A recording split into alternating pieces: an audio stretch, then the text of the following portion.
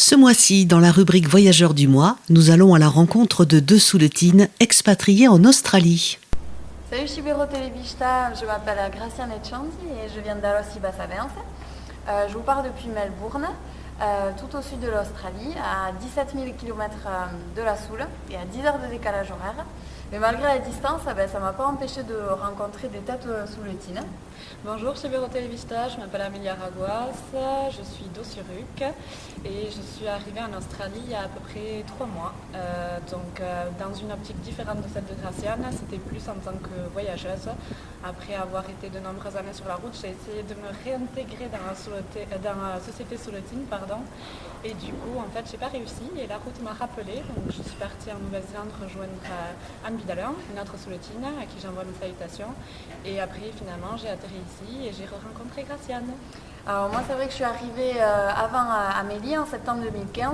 Je suis arrivée avec mon copain qui avait trouvé un boulot depuis la France et notre idée, c'était vraiment de s'installer à Melbourne et de découvrir, c'était pas vraiment de voyager en Australie, mais plutôt de découvrir la vie à Melbourne et prendre le temps de découvrir la ville. Moi, c'était plutôt pour monter mon projet en fait. Donc Melbourne est une ville qu'on va vous décrire après, mais très très riche en termes de tout ce qui est donc food et culinaire. Et en fait, mon projet, ce serait de monter un food truck et de faire une fusion avec la cuisine basque. Donc voyager dans plusieurs pays et m'inspirer de certaines recettes locales et les mixer avec la cuisine qu'on a chez nous. Et monter un food truck et peut-être revenir au Pays basque. Je ne sais pas encore. Alors, si on doit vous parler de Melbourne, en fait, ce qui est chouette, ce qui nous a plu, je pense, à toutes les deux, c'est que c'est une ville qui est très différente selon les quartiers. Nous, on n'habite pas du tout dans le centre-ville, on habite un peu au nord du centre-ville, qui est un quartier un peu d'artistes, un peu jeunes, qui bouge pas mal, où il y a plein de bars, plein de restaurants, plein de concerts. Et en fait, il y a beaucoup de graffiti, de street art, et c'est quelque chose pour lequel Melbourne est très réputée. Et ça change complètement du centre-ville qui est très urbain. Ouais, très urbain, des lignes de gratte-ciel, c'est assez impressionnant à voir pour la première fois. Après, Melbourne, c'est aussi, donc, comme je vous ai dit, la cuisine. Donc, l'avantage de Melbourne, c'est que c'est une ville très cosmopolite. Donc, il y a énormément en fait, de personnes qui atterrissent là-bas. Et du coup, en fait, on a une diversité au niveau de la cuisine et de la nourriture qui est dingue. On peut avoir un restaurant turc à côté d'un restaurant chinois, malaisien, tibétain. Enfin, c'est juste à couper le souffle et on en prend plein la vue. Et pour les amoureux de la cuisine ou même de la nourriture, c'est juste en fait le pied de venir à Melbourne. Donc je pense que Melbourne, au travers de la nourriture et de la cuisine, ça représente un peu la ville et puis aussi le fait que ce soit multipote et qu'il y ait plein de nationalités. Et puis après, on a le sport. Ouais, c'est vrai que Melbourne, c'est une ville super sportive. Il y a plein de choses, plein d'activités à faire et à voir aussi. Il y a notamment le foot australien qui est le sport le plus populaire ici à Melbourne. Il y a au moins 10 équipes qui sont au top niveau. Et c'est un sport qui est un mix entre le foot et le rugby, avec un penchant un peu plus violent quand même. Ouais. Et c'est vraiment chouette à voir et c'est marrant parce que toute la ville se prend au jeu en fait, même les gens qui ne sont pas du tout sportifs. Tu dois avoir ton équipe et tu dois la supporter quoi. Et à voir au stade, c'est vraiment quelque chose d'impressionnant. Mais il n'y a pas que le foot australien, il y a aussi le cricket, il y a aussi le foot gaélique, l'Open d'Australie à Melbourne, il y a le Grand Prix, il y a une énorme diversité d'activités sportives et qui dure toute l'année, donc tu as toujours quelque chose à faire le week-end.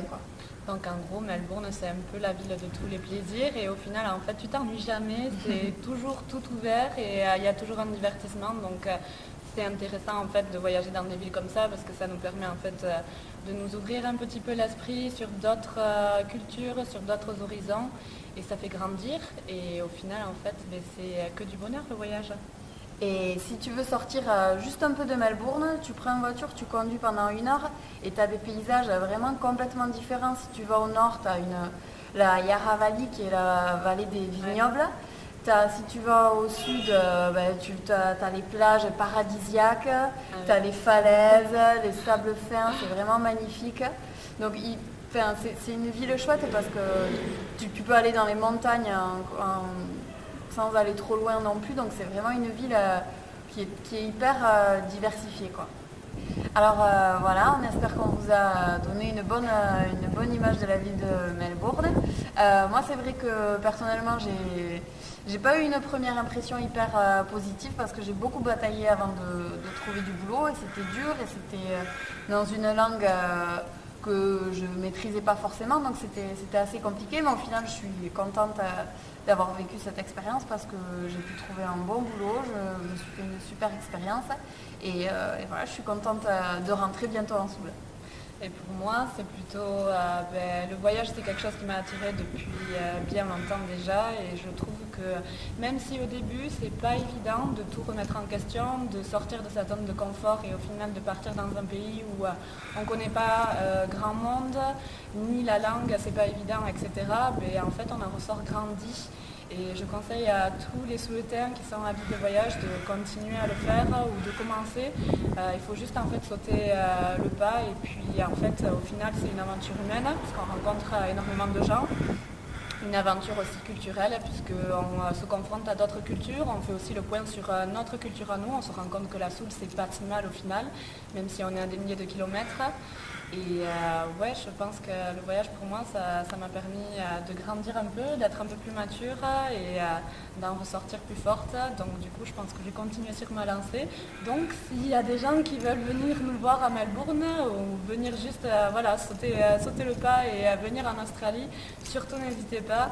Et puis on vous dit Isanuncha, je vous laisse dans le froid, nous on repart au soleil. Ciao.